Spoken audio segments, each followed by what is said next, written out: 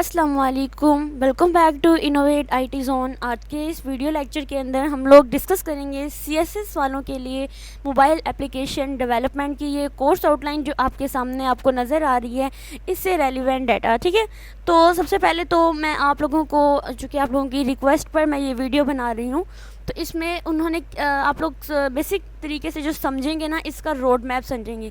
ये आउटलाइन जो है ना, ये मोबाइल एप्लीकेशन डेवलपमेंट की काफ़ी कम्प्रीहेंसिव है। ठीक है, इस आउटलाइन का यूज़ करते हुए मैं आपको रोड मैप और स्टेप बाय स्टेप गाइड जो है ना वो प्रोवाइड करूँगी, किस तरह से आप लोग इसको अंडरस्टैंड करेंगे। क्योंकि किसी भी कोर्स के स्टार्ट करने से पहले अगर हमें उसकी आउटलाइन को समझना आ जाता है, उसका रोड मैप समझना आ जाता है कि हम लोगों ने स्टार्ट कहाँ से लेना है और उसका एंड कहाँ से करना है, किस किस रास्ते से होते हुए। रोड मैप का मतलब ये होता है ना कि हम लोगों ने घर से निकला और कि अपने सोर्स से डेस्टिनेशन तक पहुंचना है।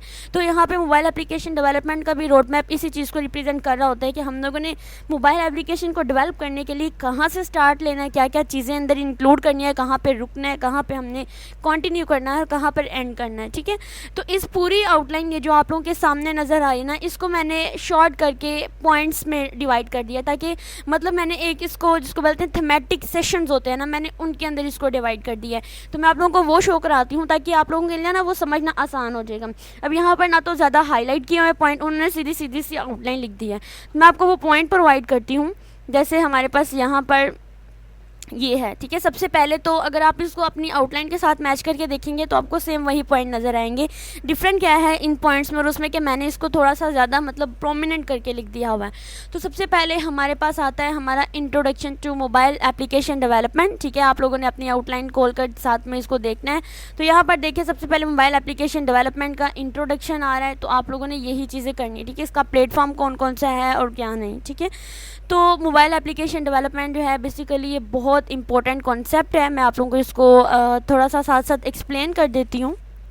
हमारे पास जो मोबाइल एप्लीकेशन डेवलपमेंट है ना, तो इसको स्टार्ट करने से पहले इसका इंट्रोडक्शन जो है ना वो बहुत ज़रूरी है।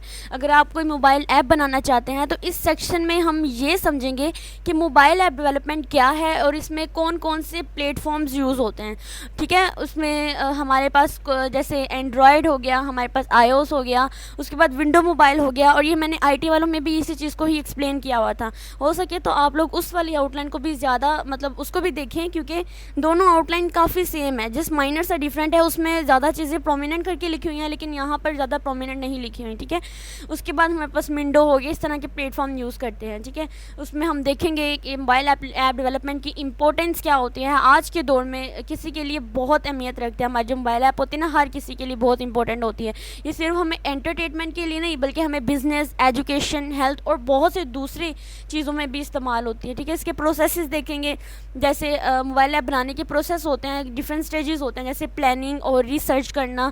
आपको पहले ये समझना होगा कि आपकी ऐप क्या करेगी और किस ऑडियंस के लिए हमने ये बनानी है। इसका डिज़ाइन क्या है, जिसमें हम लोग UI और UX डिज़ाइन जो है ना उनका यूज़ करेंगे, और इसको हम लोग कंप्लीट एज अ कोर्स करेंगे अलग से।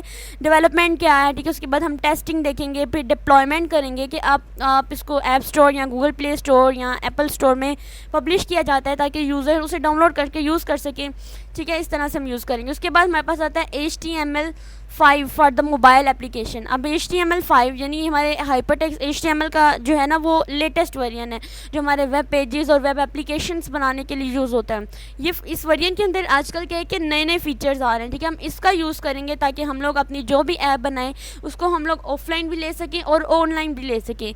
ठीक है, तो इसकी अलग वीडियो के अंदर मैं आपको ज़्यादा इसको एक्सप्लेन करूँगी।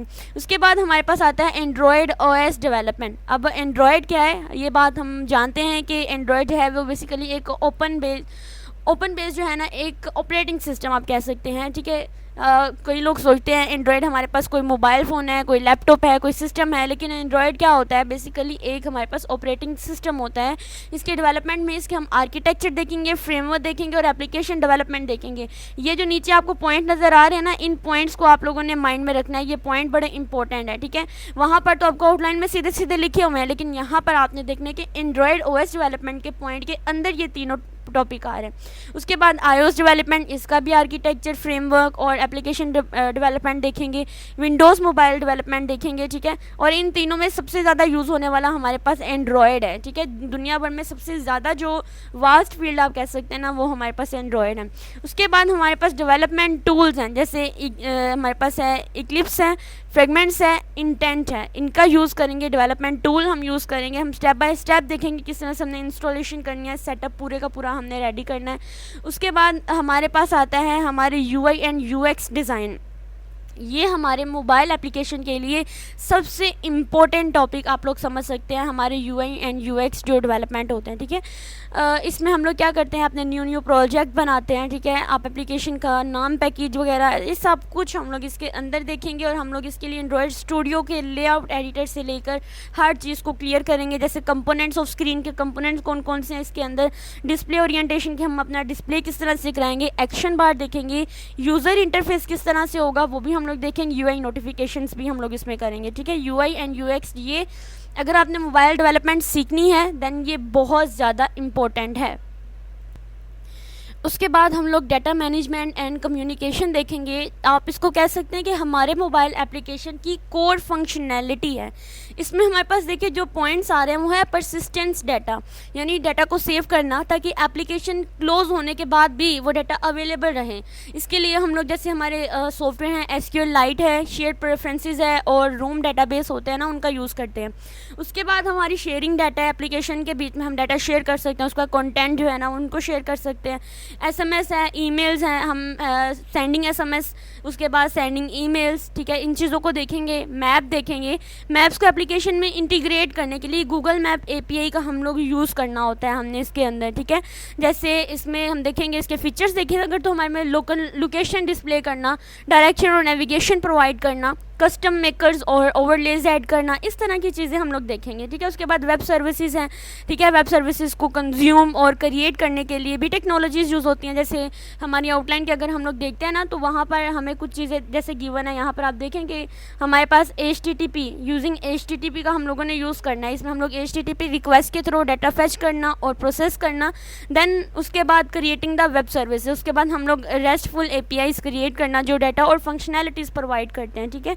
उसके बाद हम लोग नेक्स्ट चलते हैं, हमारी आ जाती है एडवांस मोबाइल डेवलपमेंट, जिसमें हमारे पास थ्रेडिंग आ जाता है, यानी बैकग्राउंड टास्क को मैनेज करना जो मेन UI थ्रेड्स और ब्लॉक ना करें, ठीक है। इस तरह की हमारे जो थ्रेडिंग्स होती हैं ना उनको भी हम लोग देखेंगे। जैसे एसिन, जैसे साइनिक टास्क और एग्जीक्यूटर यूज़ होते हैं इसके लिए। उसके बाद पब्लिशिंग एंड डिप्लॉयमेंट करना, एप्लीकेशन को पूरा बिल्ड करने के बाद उसको पब्लिश करना। एंड्रॉयड एप्लीकेशन के लिए हम लोग गूगल प्ले स्टोर का यूज़ करते हैं, iOS के लिए हम लोग ऐप स्टोर यूज़ करते हैं, क्योंकि iOS होता है ना वो हमारे एप्पल कंपनी से रिलेट कर रहा है। उसके बाद मोबाइल प्रोग्रामिंग लैंग्वेज, जैसे हम लोगों ने अभी रिसेंटली जावा पढ़ी है, तो जो है हमारी एंड्रॉयड डेवलपमेंट के लिए ना जावा यूज़ होती है। उसके बाद हमारे पास एक और लैंग्वेज आती है, आई थिंक कॉटलिन, ठीक है। ये क्या होती है, ये मॉडर्न लैंग्वेज जो एंड्रॉयड डेवलपमेंट के लिए यूज़ होती है, ये मॉडर्न लैंग्वेज है। एक जावा होती है, एक मॉडर्न लैंग्वेज हमारे पास कॉटलिन है। उसके बाद iOS की बात करते हैं ना, उसके लिए स्विफ्ट और ऑब्जेक्टिव C इन दोनों का यूज़ करते हैं, ठीक है। उसके बाद हमारे पास कुछ चैलेंजेस एंड एमर्जिंग टेक्नोलॉजीज़ आ जाती हैं।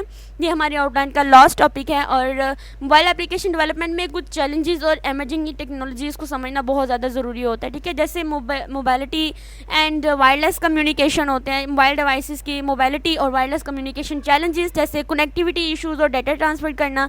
उसके बाद हमारे पास आता है लोकेशन अवेयर एप्लीकेशन होती है, ठीक है। ये लोकेशन बेस्ड सर्विसेज प्रोवाइड कर सकते हैं। उसके बाद परफॉर्मेंस और पावर ट्रेड ऑफ्स आ जाते हैं, जैसे हमारे बैटरी कंजप्शन हो गया, ठीक है। जब हम ऐप को यूज़ कर रहे होते हैं अक्सर हमारे फ़ोन के ऊपर भी आ रहा होता है कि बैटरी कंजप्शन है, ठीक है। कौन कौन सी ऐप है हम बैटरी इंटेंसिव यूज़ कर रहे हैं, ये चीज़ें हम लोग देखते हैं। प्लेटफॉर्म कॉन्स्ट्रेंट्स आ जाती हैं, जैसे डिफरेंट प्लेटफॉर्म्स का हार्डवेयर और सॉफ्टवेयर कॉन्स्ट्रेंट, जैसे मेमोरी प्रोसेसिंग पावर क्या है, API लिमिटेशंस क्या है इनकी। उसके बाद हमारे पास हैं एमर्जिंग टेक्नोलॉजीज़, ठीक है।